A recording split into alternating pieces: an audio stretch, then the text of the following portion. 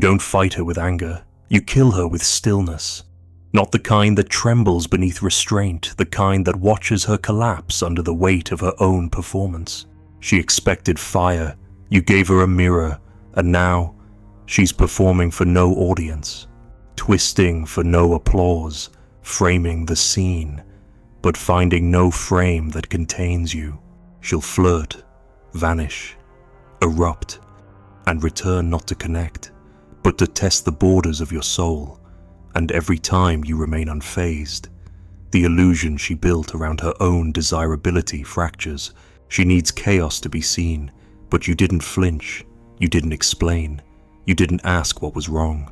You just stared back like a lion who forgot how to kneel, and that's silence.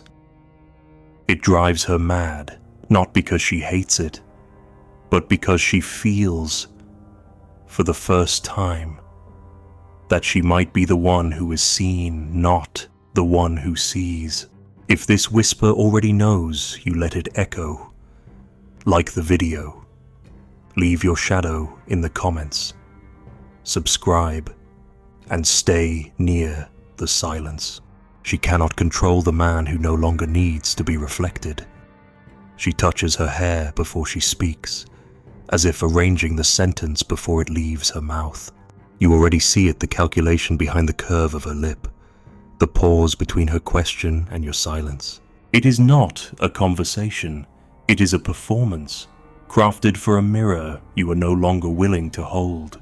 She looks to you to react, to shimmer back with approval or wounded pride.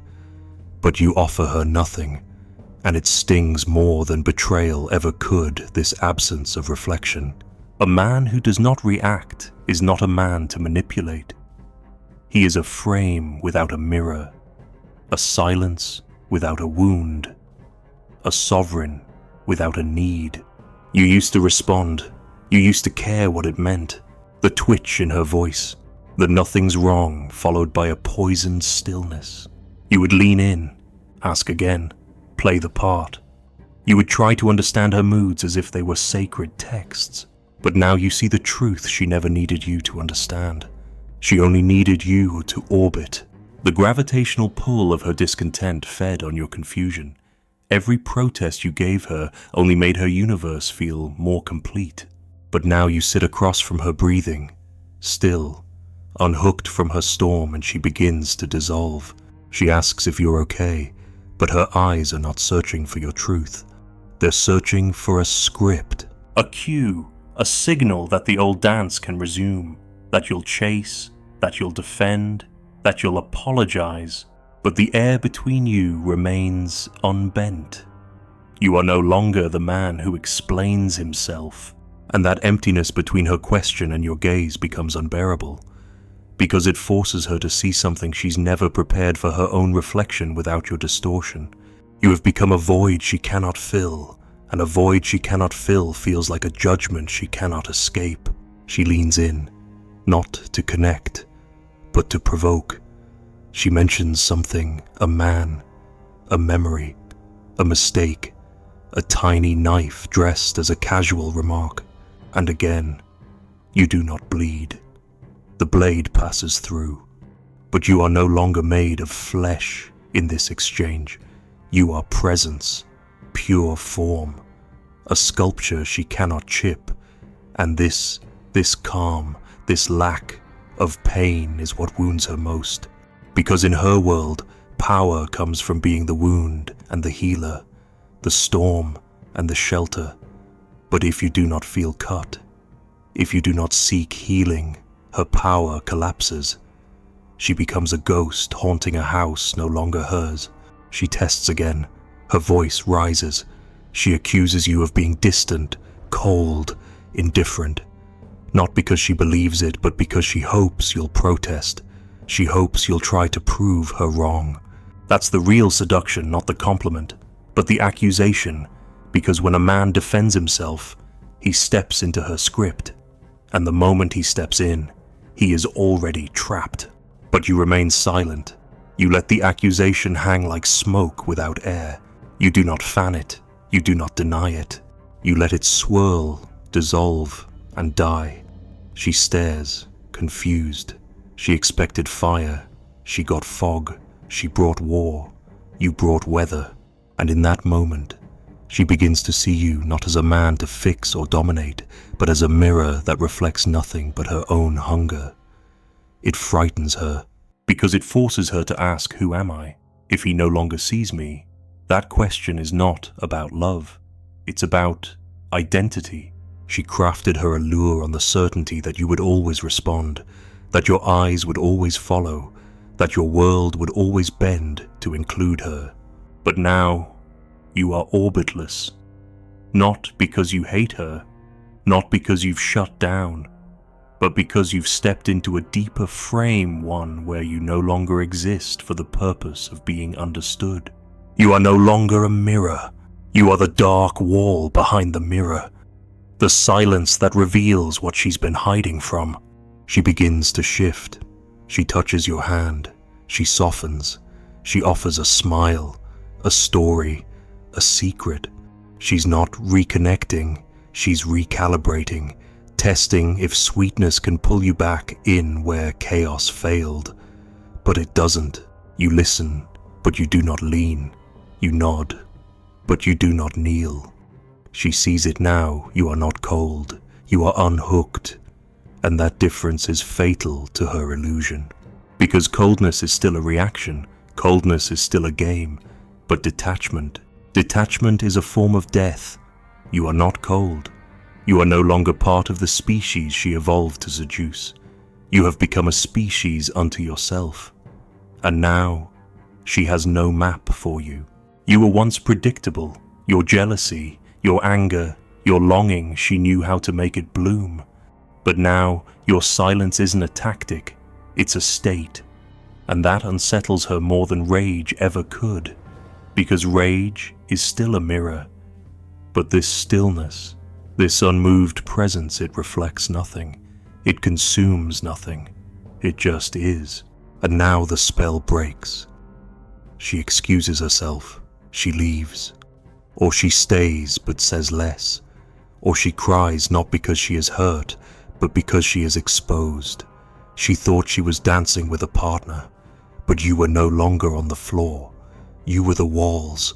You were the ceiling. You were the emptiness she couldn't choreograph. And that is what breaks her. Not your absence, but your transformation. You stopped trying to be understood. You stopped trying to fix. You stopped playing the role of the good man who takes responsibility for every emotional ripple. You did not become cruel. You became frameless. And in doing so, you shattered the very script she lived by. There is no applause for this. No climax. Just a slow, quiet unraveling. Because the woman who thrives in drama cannot survive in clarity.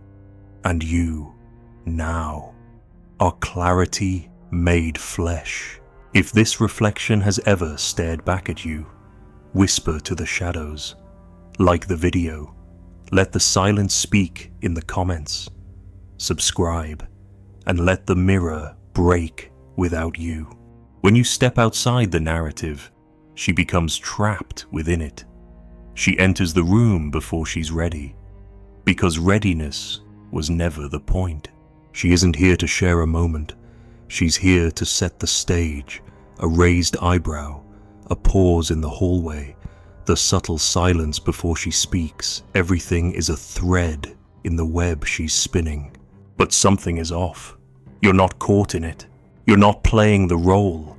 You don't even glance up on cue. She begins again, louder this time, adjusting the volume as if the script isn't broken but the audience is asleep. She needs you to feel something, anything, because her performance means nothing without your reaction. You are not the man, you are the mirror, the proof, the echo that her chaos exists. But you are no longer echoing. And when there is no echo, the spiral begins. It's subtle at first. She paces more. Her stories become longer, more emotionally textured, deliberately incomplete. She cries more easily, or she laughs too loudly. All of it a calibration, but none of it lands. because you're not in the theater anymore. You're in the balcony, watching, unmoved.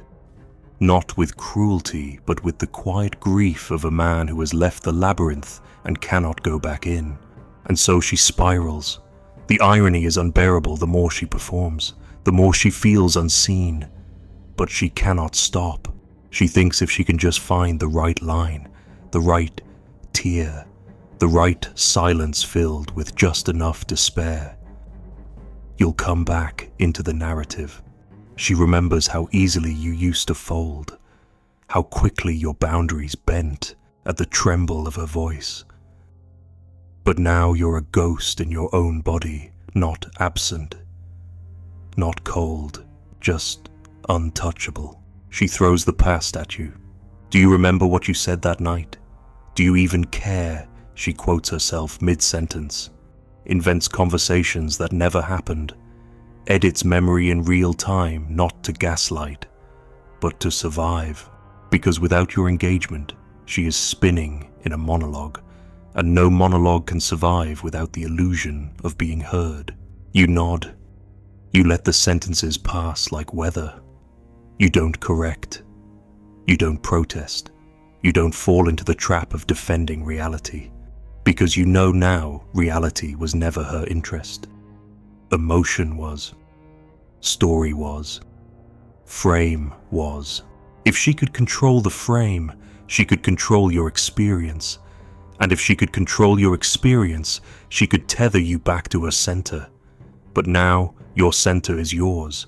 Not because you fought for it, but because you stopped giving it away. She senses it, and like a puppet losing its strings, she becomes more theatrical. Tears, silence, rage, distance, then closeness again. She leans into you with affection, not to share intimacy, but to test proximity. Are you still warm? Are you still breathing her in? Or are you frozen, already gone? You touch her shoulder, gently. But the touch doesn't serve her frame. It isn't reactive. It isn't desperate. It's just calm. And calm, to someone who needs control, is more threatening than violence. Because calm says, I am not playing. I am not trapped. I am not inside your storm. She slams the door. She threatens to leave. She actually does. But the spiral continues without your response. And this is where it becomes tragic. Because it's not that she wants to hurt you. It's that she doesn't know who she is without someone to reflect her. You have become the void. And now she is spinning inside her own image with nothing to anchor it. There was a time when your anger validated her existence, when your jealousy proved her power, when your confusion gave her form. But now you are nothing more than a clear pane of glass, and she is beginning to see the space behind her. It's terrifying, because the space behind her is filled with all the things she refused to see her own need to be seen. Her fear of intimacy, her dependence on your weakness to feel strong. And now, with you gone from the frame, she's face to face with a truth that has no costumes left. You didn't leave her, you just stopped orbiting, and in doing so, you became a silent gravity she cannot escape. So she spirals harder. She texts you out of nowhere, asks philosophical questions, asks if you're okay, asks what you're thinking. But she isn't looking for answers, she's looking for re-entry. For the moment when your stillness cracks and she can step back into the story as its center. You say little, you say enough, but nothing she can use to build another frame. And that's when the panic sets in. Not rage, not despair, but a deep, aching panic, the kind that makes her speak fast. Recount memories. Ask if you remember the time she looked at you and you said she was your world. You nod. You say, I remember. But there's no longing in your voice. No invitation. Just a simple, clean acknowledgement. And that is what shatters her most. Because in that moment, she realizes you're still alive, but you no longer belong to the version of her that needed to be worshipped. She accuses you of being numb, of hiding, of giving up. But she knows, deep down, you didn't give up. You woke up. You stopped being her mirror. And now she's performing alone on a stage where the spotlight is still on but no one is clapping. She spirals because you won't spiral with her. She spirals because your calm reveals the performance. She spirals because she sees, finally, that you never needed the frame she tried to trap you in. And now, she's spiraling not around you but around the absence of the man she could control. There is nothing more devastating than realizing your power was never yours. It was borrowed from someone else's illusion. And when that man walks away, not in anger, not in revenge, but in clarity, the whole world collapses. She is left in the ruins of a stage she built for two, with a script that only she still believes in. And the spiral continues. But now, she spins alone. If the spiral has ever circled you, you already know what it feels like to be still in the center of someone else's storm. Like the video, speak into the silence below, subscribe, and remember the man who watches does not need to act. Every test she sends is a signal, and you become her god if you refuse to decode it. She doesn't speak in words anymore. Not truly. Every sigh, every pause, every glance over her shoulder is a signal disguised as stillness. A door left half open, a coffee mug placed too hard on the table, a sudden retreat into silence that says, "Come find me, chase me, prove you still orbit my gravity." But you no longer decode. You no longer look for the hidden meaning in her mess. You let the silence remain a silence. You let the mug stay where it lands. And slowly, the empire she built on emotional cues begins to rot. It wasn't always a kingdom. It began with a need, a look that begged for attention, and a boy you who mistook it for love. She learned early that she didn't have to ask. She only had to ache, that when she made herself a puzzle, someone would come running with solutions. And when you arrived, offering clarity, she buried herself deeper in ambiguity. Because power doesn't come from being understood. It comes from being pursued. But now you do not pursue. You sit, you breathe, and you watch the rituals unfold like a monarch watching a puppet theater once mistaken for a throne room.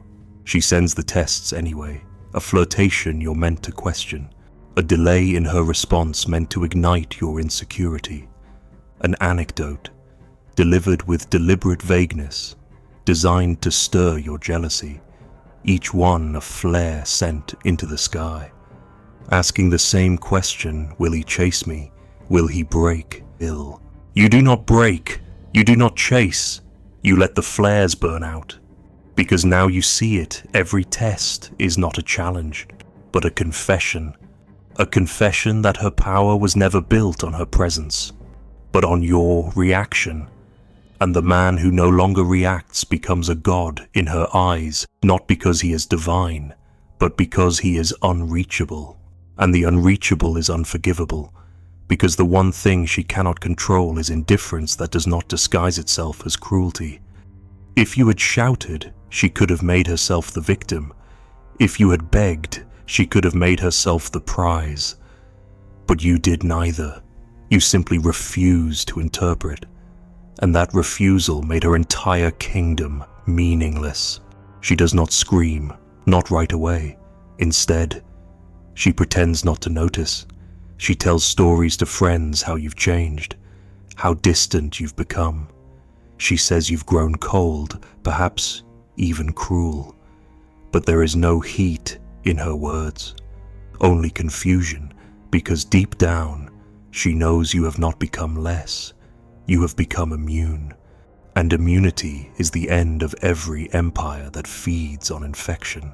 She sends more signals, a late-night message filled with nostalgia, a photo from a moment she once thought you'd never forget. But you scroll past it like weather, not because you've forgotten, but because you no longer see yourself in the image. You've withdrawn your projection from her canvas. She is now a painting staring into a frame with no viewer. And the silence behind your eyes is louder than any insult could ever be. She begins to spiral differently now, not with drama, but with elegance. She tries softness, apology, vulnerability.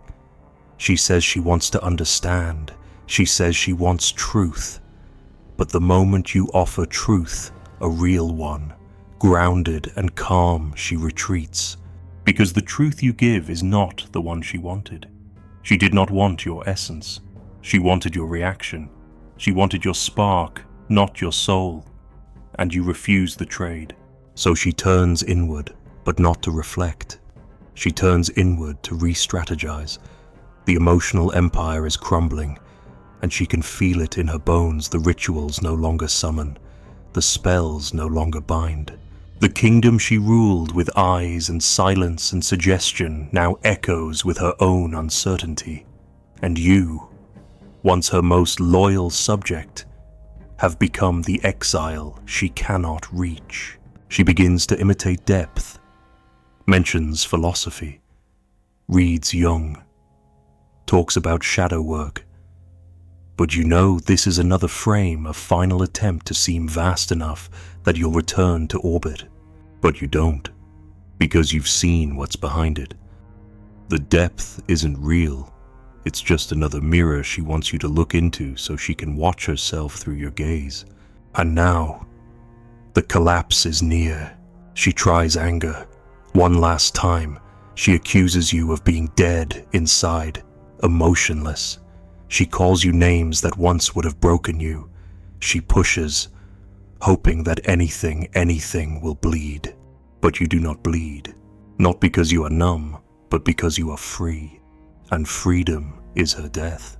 Because for years, she survived not by being known, but by being needed, by making you feel like the interpreter of a language only she spoke. But you have stepped out of the code. You no longer translate her silence. You no longer mistake her wounds for wisdom. You simply see her not as a queen, not as a mystery, but as a woman who built a throne out of emotional puzzles. And without your participation, the throne turns to dust. She feels it, not all at once, but slowly, in the way her tests stop working, in the way her silence no longer pulls you in the way she catches herself still performing long after you've stopped watching. The collapse is not dramatic, it is quiet, a soft undoing of patterns that once made her powerful. You don't celebrate it, you don't mock it, you simply leave the temple. The incense still burns, the curtains still sway, but the god has left. And the priestess, without the god, becomes only a woman alone with her rituals. And perhaps, somewhere deep inside, she understands that all along, it wasn't love she wanted, it was control dressed as connection, and now, she has neither. The empire has fallen, not with a scream, but with your silence. If you've ever stood still while a storm collapsed around you, leave your breath in the comments. Like the video, subscribe, and let her kingdom fade without your gaze. There is a throne in the center of her mind. It is not gold, it is not stone, it is made of mirrors, each one polished by your past reactions, each one curved just enough to distort your reflection into something she could rule. But now the mirrors are cracking, not because you shattered them, but because you stepped away. The wind no longer whispers your name in her chambers. The curtains still move, but no one is watching. She rehearses the old gestures, the subtle pain, the poised silence, the gaze meant to bewitch, but the air does not answer. You have become a god not because you ascended, but because you no longer kneel. And in that vacuum, in that cold, sacred absence, she feels the weight of her own sovereignty, not as a gift, but as a sentence. She ruled a kingdom of illusions, and now She dines alone in a palace built from the bones of every man who once tried to understand her, but you are not among them. Your name has turned to mist. Your gaze has become sky, and still. She searches for your reaction in every mirror, but the mirrors now reflect only herself, and she cannot bear to look.